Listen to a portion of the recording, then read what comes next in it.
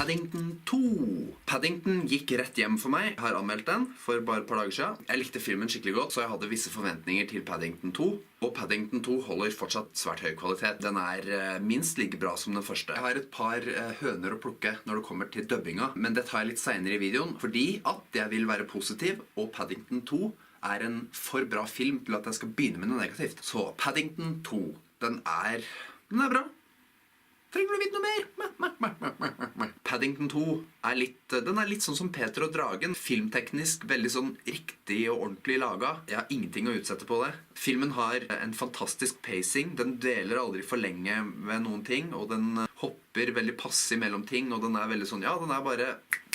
Og det er fortsatt en veldig festlig blanding av realisme og urealisme. Det er kanskje den mest vellykka lage filmversjon av tegnefilmen jeg har sett noen gang. Det er veldig sånn, det føles som tegnefilm når det skal det, og det føles som vanlig film når det skal det. Det er så sømløst gjort da. Jeg er veldig imponert. Filmen har hjerte så det holder. Litt smårørende til tider. Masse humor, masse som er morsomt. For meg i hvert fall 2-3 morsomme øyeblikk som de norske døvere gjør sitt beste for å ødelegge. Jeg tror den er mye morsommere med original tale, men selvfølgelig hvis du er liten og ikke kan engelsk, så er det jo, da vil du antageligvis ikke plages av det. Hvis du er ikke så liten, da bør du heller se den med originaltale. Og hvis du ikke kan engelsk, så må du bare lære deg det. Jeg gleder meg i hvert fall stort til å se filmen igjen. Teknisk sett så er den superb. CGI-en er helt nydelig.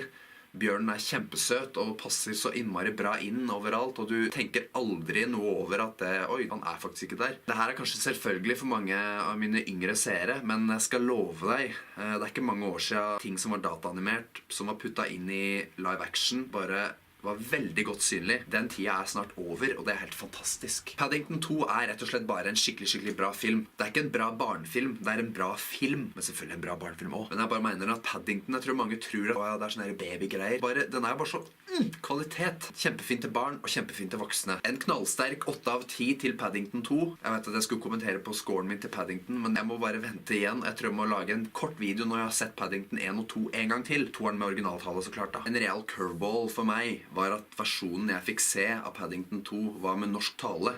Gulp! Jeg har ikke veldig mye mot norskdubba tegnefilm, egentlig, men dubba live action, det er et helt annet dyr. Når du vet hvordan en skuespiller høres ut, og så er det en helt annen stemme.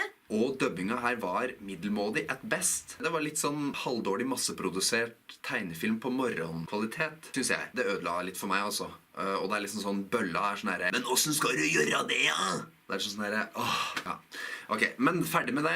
Ta med barna, ta med hele familien, men i hvert fall de litt unge på den her. Trenger ikke å ha sett den første, men det er selvfølgelig best da, og da har du, ja, virkelig noe å glede deg til, altså, for det er Paddington 1 og 2. Det her er en duologi som virkelig er top notch. Og jeg vil bare få sagt, jeg sier en 8 nå, begge to snuser på 9'eren. Det skal være, lykkes det bare supert med. Det var min anmeldelse av Paddington 2. Sorry at den ikke ble sånn super in-depth, men jeg har en julekalender jeg må lage også, så... Jeg glemte å si, kommenter, abonnere, like eller dislike, og sjekk ut julekalenderen min. Da prates vi.